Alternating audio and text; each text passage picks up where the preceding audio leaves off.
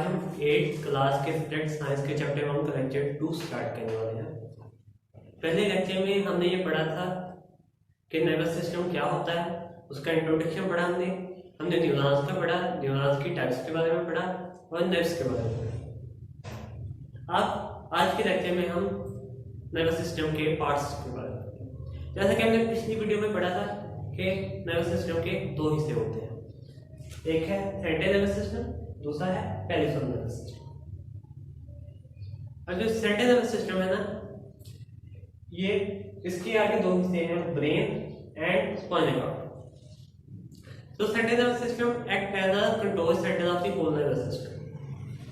जो central nervous system है वो पूरे नर्वस सिस्टम के कंट्रोल सेंटर के तौर पर एक्ट करता है, यानी नर्वस सिस्टम जो भी फंक्शन परफॉर्म करता है उसे कंट्रोल सेंट्रल नर्वस सिस्टम करता है। उसके बाद सेंट्रल नर्वस सिस्टम के पार्ट्स के बारे में पढ़ते हैं। सबसे पहले है brain. Human brain is enclosed in a bony skull called cranium. जो इंसानी दिमाग है वो हड्डियों से बनी एक खोपड़ी के अंदर बंद होता है, उस खोपड़ी को क्रेनियम कहते हैं। And consists of billions of inter neurons, और ये अरबों इंटर न्यूरॉन्स पे मुश्तमिल होता है। जैसा कि हमने पिछली वीडियो में पढ़ा था कि जो सेंट्रल नर्वस सिस्टम होता है ना, वो इंटर न्यूरॉन्स पे मुश्तमिल होता है। उसमें ना तो मोटे न्यूरॉन्स होते हैं ना ही सेंसरी न्यूरॉन्स होते हैं। तो इसलिए ब्रेन और स्पाइनल कॉर्ड ये दोनों तमाम के तमाम इंटर न्यूरॉन्स से मिलकर बनते हैं। And then we study the parts of the brain. There are three parts of the brain, fore brain, mid brain, hind brain.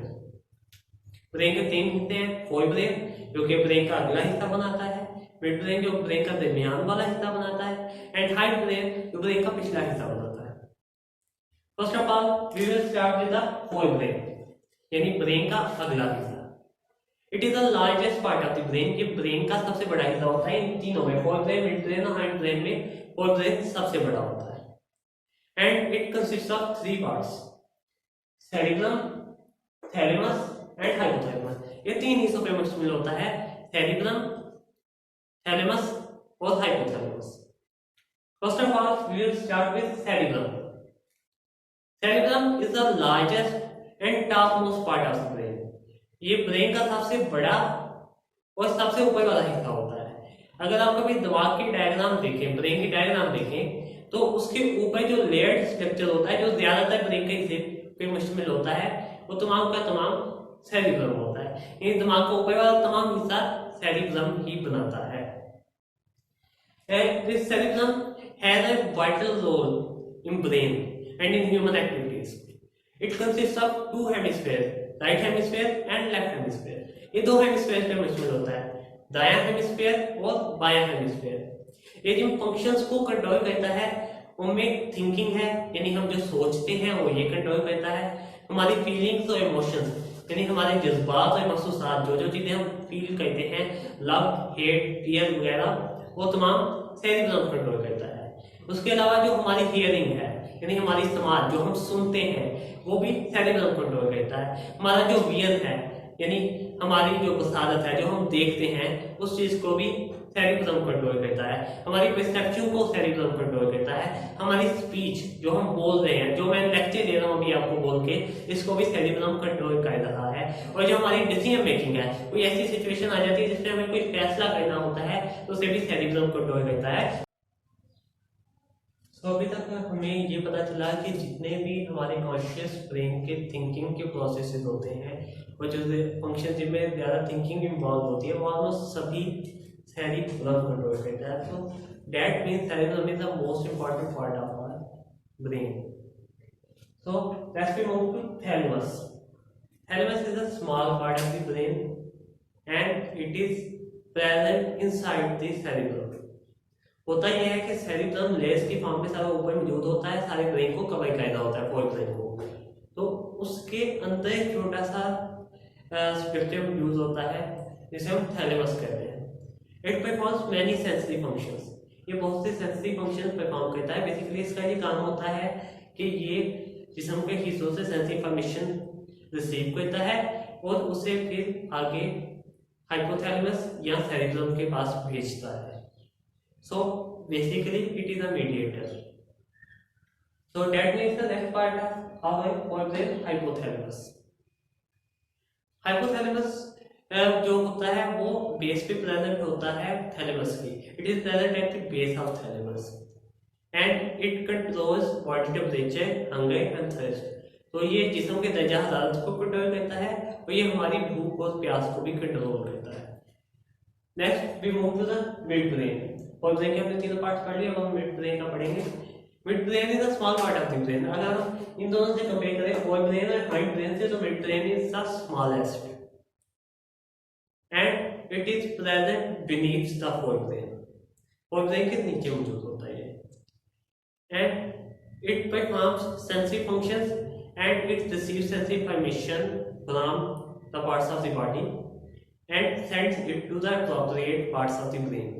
तो ये पार्ट ऑफ बॉडी से सेंसरी इंफॉर्मेशन लेता है, उसे फिर उसे रेलेवेंट ब्रेन के हिस्से में पहुंचा देता है। फॉर एग्जाम्पल, अगर तो कोई थिंकिंग, डिसीजन मेकिंग या परसेप्शन के मुताबिक कोई इंफॉर्मेशन होगी तो वो ये सेरेब्रम को पहुंचा देगा। अगर बॉडी टेम्परेचर या हंगर, थर्स्ट के मुताबिक कोई इंफॉर्मेशन होगी तो वो ये हाइपोथैलेमस को पहुंचा देगा। इस तरह हाई ब्रेन के पार्ट से जो रेलेवेंट इंफॉर्मेशन होती है वो मिड ब्रेन उस पार्ट तक वो इंफॉर्मेशन पहुंचा देता है। और next part is hind brain.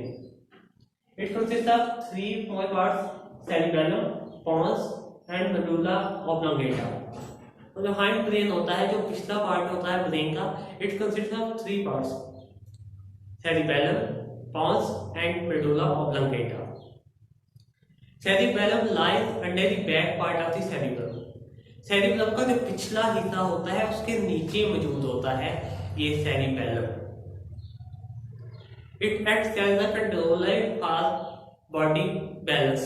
तो ये जिस्म के तवाज़ुन को बरकरार रखने के लिए कंट्रोलर के तौर पर काम करता है। ये जिस्म का तवाज़ुन बरकरार रखने में मदद देता है। And it also controls precise and accurate body movements. तो ये हमारे जिस्म की जो एक्यूरेट और प्रिसाइज मूवमेंट्स होती हैं, बिल्कुल एग्जैक्ट जैसी मूवमेंट चाहते हैं वैसी मूवमेंट पे काम करती है हमारी बॉडी, तो उस चीज़ को भी सेरिबेलम कंट्रोल करता है। अब ह्यूमन इतने कॉम्प्लेक्स फंक्शंस अंजाम देते हैं कि उन्हें बहुत ज़्यादा प्रिसाइज मूवमेंट की जरूरत होती है। सिंपल सी एग्जाम्पल है सुई में धागा डालने की। सुई का इतना बारीक सुराख होता है, उसके अंदर हमें धागा डालना होता है, तो उसके लिए हमें हाथ की बहुत प्रिसाइज मूवमेंट चाहिए। अगर हमारा हाथ हिल रहा होगा, अगर प्रिसाइज और एक्यूरेट एग्जैक्ट जैसी मूवमेंट चाहते हैं वैसी मूवमेंट नहीं होगी, तो हम ये काम कभी भी इस तरह अंजाम नहीं दे सकेंगे।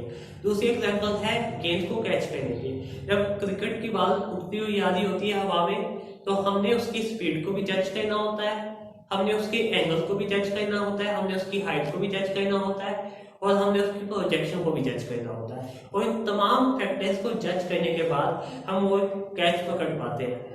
तो उसके लिए हमें इंतहाई प्रिसाइज मूवमेंट चाहिए होती है। तो जो हमारी प्रिसाइज मूवमेंट्स है उन्हें सेरिबेलम कंट्रोल करता है। The next part of hind brain is pons. Pons is a small part of the brain. It is oval in shape. ये बेलरी शक्ल का होता है, यानी अंडे की तरह का होता है। And it lies beneath the cerebellum. ये सेरिबेलम के नीचे मौजूद होता है। Pons basically helps in maintaining the equilibrium of the body. Body का इक्विलिब्रियम वैसे तो सेरिबेलम कंट्रोल कर रहा है, लेकिन ये जो पोन्स है ये उसे असिस्ट कर रहा होता है, उसकी मदद कर रहा होता है जिस्म का बैलेंस यानी इक्विलिब्रियम बरकरार रखने में। और ये स्लीप को कंट्रोल करता है, यानी हमारी नींद को कंट्रोल करता है, और स्वॉलोइंग को कंट्रोल करता है, यानी हम जब कोई चीज़ निगलते हैं, कोई खा रहे होते हैं या कुछ पी रहे होते हैं, तो हम उसे निगलते हैं, उस चीज़ को भी ये पोन्स ही कंट्रोल करता है। और हमारा टेस्ट यानी हमारी जुबान की वो सलाहियत जिसके लिए हम मुख्तलिफ चीज़ों को चख के उसके जायके का फर्क बता सकते हैं और उसके जायके को महसूस कर सकते हैं, ये भी पोन्स कंट्रोल करता है। तो उसके बाद हमारा next part of the hind brain is medulla oblongata. Hind brain का जो तीसरा और आखिरी हिस्सा है वो है medulla oblongata. It forms a posterior part of the brain. ये हमारे ब्रेन का पिछला हिस्सा बनाता है and it is continuous with spinal cord. और ये स्पाइनल कॉर्ड के साथ कंटिन्यूअस है, यानी जब ये जहां ये खत्म होता है उसके साथ आगे स्पाइनल कॉर्ड शुरू हो जाती है। So it controls all the involuntary actions. ये तो हम इनवॉलंटरी एक्शंस को कंट्रोल करता है, सच एज ब्रीथिंग, जैसे कि हमारा सांस लेना है, इसे ये मेडुला ऑब्लंगेटा कंट्रोल करता है। हमारी हार्ट बीट है, यानी हमारा जो दिल धड़कता है, उसे भी मेडुला ऑब्लंगेटा कंट्रोल करता है। हम इन चीज़ों को खुद कंट्रोल नहीं कर सकते, इनवॉलेंटरी है। ये मेडुला ऑब्लंगेटा खुद कंट्रोल करता है, हमारे कॉन्शियस ब्रेन के कंट्रोल के बगैर। और तीसरी चीज जो ये कंट्रोल करता है वो है डाइजेशन ऑफ फूड, यानी हमारे खुराक का हजम होना, उस चीज को भी मेडुला ऑब्लंगेटा कंट्रोल कर रहा होता है। So when our brain sleeps, जब हम सोते हैं तो हमारा दिमाग भी सो जाता है, वो रेस्ट करता है, लेकिन मेडुला ऑब्लंगेटा उस वक्त भी जाग रहा होता है, वही उस वक्त भी अपना काम सर अंजाम दे रहा होता है। बिकॉज अगर मेडुला ऑब्लंगेटा भी सो जाए तो हमारी दिल की धड़कन रुक जाएगी और हमारी सांस रुक जाएगी और चंद सेकंड के अंदर हमारी डेथ हो जाएगी। तो इसलिए मेडुला ऑब्लंगेटा को 24/7 वर्क करना पड़ता है ताकि हम जिंदा रह सकें। अब हमने ब्रेन के तमाम पार्ट्स के बारे में पढ़ लिया। हमारा सेंट्रल नर्वस सिस्टम का नेक्स्ट पार्ट है स्पाइनल कॉर्ड। एंड जैसे कि हमने पढ़ा, spinal cord is the extension of medulla oblongata, यानी ये मेडुला ऑब्लंगेटा की एक्सटेंशन है किस तरह से कि ये मेडुला ऑब्लंगेटा के साथ कंटिन्यूअस होता है। जहाँ पे ये खत्म होता है मेडुला ऑब्लंगेटा, उसके साथ ही स्पाइनल कॉर्ड शुरू हो जाता है। So in a way it is an extension of medulla oblongata. It is a backward inside the backbone up to its lower end. ये बॉडी के पिछले हिस्से में रन करती है बैकबोन के अंदर। हमारी जो बैकबोन है उसके अंदर स्पाइनल कॉर्ड रन कर रही होती है up to its lower end, इसके सबसे निचले हिस्से तक। जहां तक बैकबोन जाती है उसके एंड तक स्पाइनल कॉर्ड भी रन करती है। It is also made up of interneuron. ये भी इंटरन्यूरॉन से बना हुआ है क्योंकि ये सेंट्रल नर्वस सिस्टम का हिस्सा है। सेंट्रल नर्वस सिस्टम इंटरन्यूरॉन से बनता है, तो स्पाइनल कॉर्ड भी फिर इंटरन्यूरॉन से ही बनी हुई है। Spinal cord creates a link between brain and different parts of the body. जो स्पाइनल कॉर्ड होती है वो दिमाग और जिस्म के मुख्तलिफ हिस्सों के दरमियान लिंक कायम करती है। It also controls some reflex actions and involuntary actions. ये रिफ्लेक्स एक्शन और इनवॉलंटरी एक्शंस को भी कंट्रोल करता है। Reflex action is an immediate and involuntary action. Reflex action वो एक्शन होता है जो इमीडिएट होता है, यानी इंस्टेंटली होता है, एक सेकंड के अंदर हो जाता है। और इनवॉलंटरी होता है यानी कि वो कॉन्शियस ब्रेन के कंट्रोल के बगैर होता है, हम उसे खुद अपनी सोच से कंट्रोल नहीं कर सकते, वो खुद बहुत परफॉर्म होता है। फॉर एग्जाम्पल, अगर हम किसी गर्म चीज को हाथ लगाते हैं तो हम फौरन अपना हाथ वापस फेंक देते हैं। अभी हमने उसके बारे में सोचा नहीं होता कि हमें ये गर्म लग रहा है, हमने इसे हाथ को पीछे फेंकना है, लेकिन हमारी सिक्योरिटी के लिए रिफ्लेक्स एक्शन रखा गया है कि जब हम ज्यादा गर्म चीज को या ज्यादा ठंडी चीज को टच करें तो हमारा हाथ फौरन वापस आ जाता है। तो this is a reflex action. Spinal cord के बारे में हमने पढ़ लिया है कि हमारा सेंट्रल नर्वस सिस्टम का क्वेश्चन कंप्लीट हो गया। लेकिन दूसरा पार्ट जो है नर्वस सिस्टम का वो है peripheral nervous system. Peripheral nervous system consist of a network of nerves. इन नर्व्स के नेटवर्क पे मुश्तमिल होता है which is supplied in the body, जो कि तमाम जिस्म में फैले हुए हैं to connect all parts of the body to the central nervous system, ताकि जिस्म के तमाम हिस्सों को सेंट्रल नर्वस सिस्टम से जोड़ा जा सके।